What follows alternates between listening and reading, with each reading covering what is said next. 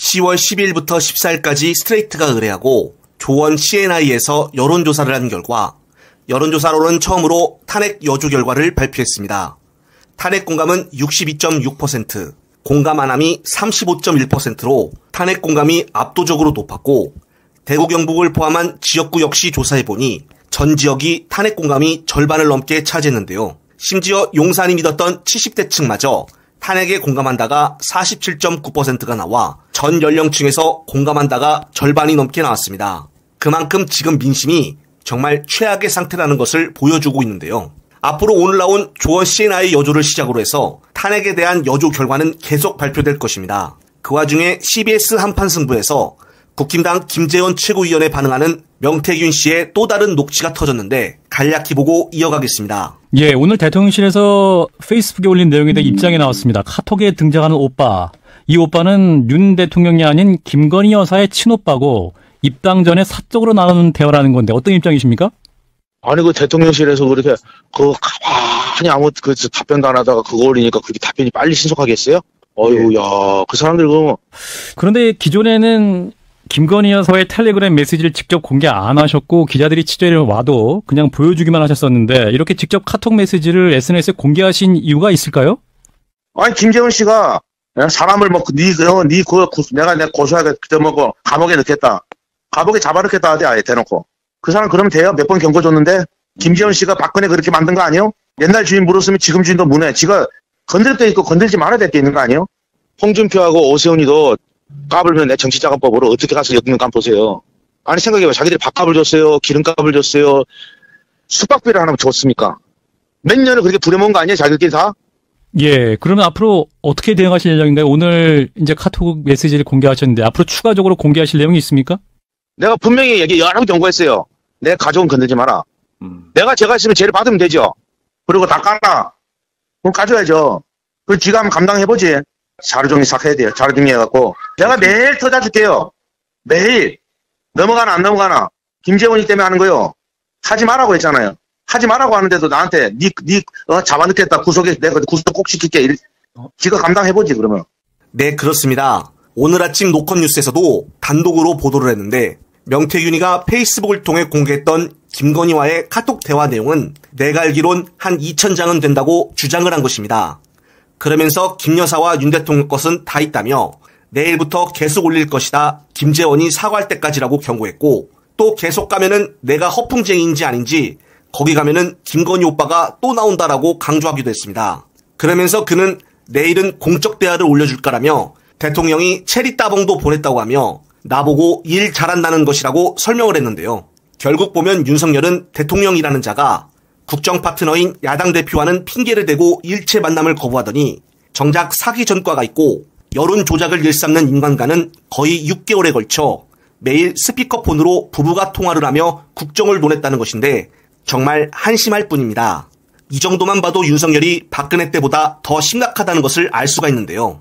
최순실은 뒤에서 재벌로부터 이권이나 뇌물을 받는 데 그쳤지만 윤 부부는 안방에서 대통령의 역할을 수행하며 천공이나 명태균 같은 인간들에 의존해서 국정을 좌지우지했다는 것입니다. 특히나 건희 주변의 칠간신에 대해서도 지금 이름이 공개적으로 나오며 계속적으로 언론에 보도가 되고 있는데요. 칠간신들의 막장 대통령실 운영으로 지금 나라가 어떻게 망가져가고 있는지를 톡톡히 보여주고 있습니다. 따라서 오늘 정말 중요한 재보궐선거 결과로 또 다른 심판을 보여줘야 할 텐데 좋은 결과를 끝까지 기다려보겠습니다. 끝으로 어제 문체위 국정감사에서 김건희 7인방 중 하나인 최재혁 비서관에 대한 또 다른 혜택 논란이 충격적이었는데 관련된 영상 보시면서 이번 편 마무리하겠습니다. 저는 분명히 말씀드립니다. 이번 황제 관람 공연은 KTV가 엑스포 유치도 망치고 관련된 분들의 정책 진출, 앞으로 자기 취업으로 해서 KTV와 용산 대통령 비서실에 있는 몇몇 인사들이 김건희 여사에게 상납한 범죄 행위입니다. 제 방송기획관은 적어도 청탁금지법 위반입니다. 그리고 한정대 원장도 청탁금지법 위반입니다.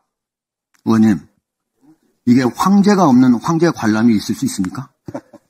황제도 없어요. 이거는 김건희 여사께서요, 저희들의 요청에 의해서 그 전부터 오시기를 바랬지만 결국은 안 오신 거고 중간에 잠시 격려하고 가신 겁니다. 국악진흥 발전을 위해서 여사께서 격려하신 것이 뭐가 잘못입니까? 제가 벽에다 대고 얘기합니까 지금? 제가 벽에다 대고 얘기하고 있어요? 자, 다음 PPT 봅시다. 자, 하정대 증인 지난번에 작년 4월 윤석열 대통령 미국 국빈순방 갔죠. 취재적 방송기획관 땄습니다. 본인이 승인하신 거죠? 예.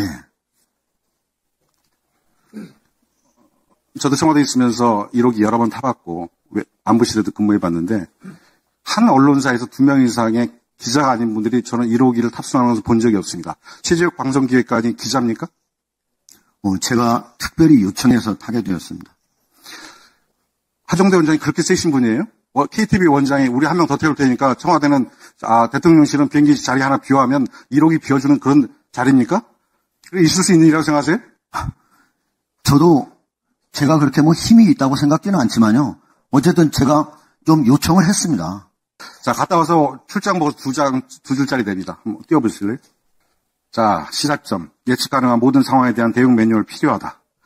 방문국의 접대 방식에 대한 사전 정보 입수가 중요하다. 이 2줄을 쓰기 위해서 기자도 아닌 방송기획관이 하정대 원장의 지시로 대통령실 허가해서 1호기를 그것도 의적 자리를 하나 빼서 보냈다는 게 말이 된다고 생각하십니까? 저희가요? KTV 이렇게 예산이 많아요? 그 예산이 많아서 보낸 거 아니고 저희가 필요해서 보낸 겁니다. 다시 한번 말씀드립니다. 이번 관람 그리고 하정대 원장이 승인한 최재혁 방송기획관의 비행기 탑승, 1호기 탑승은 누가 뭐라고 해도 있을 수 없는 일입니다. 그리고 다시 한번 강조하지만 두 분께서 한 분은 공천을 받기 위해서 김건희 여사에게, 한 분은 청와대로 대통령 비서실로 가기 위해서 로비하기 위해서 두 분이 짜고 기획해서 만든, 섭외도 하고 장소도 지정하고 날짜도 병행해 가면서까지 만든 기획된 황제 관람이었고 그리고 상납이었습니다. 그걸로 국민의 열세 8,600만 원 썼고 KTV 그 알량한 예산 200억 중에 1억에 가까운 돈이 쓰여진 겁니다. KTV 예산을 낭비하셨고 혈세를 낭비하신 분이 바로 원장 당신이에요. 지금 이제 와서 원장께서 이렇게 비껴가고 국악진흥으로 해서요? 엑스포를 위해서요? 위원님. 가슴에 손을 얹고 생각해 보세요. 말이 되는 얘기입니까? 위원님. 엑스포를 방해하셨다니까요? 제 시간이에요. 반성하세요. 책임지세요, 법적으로.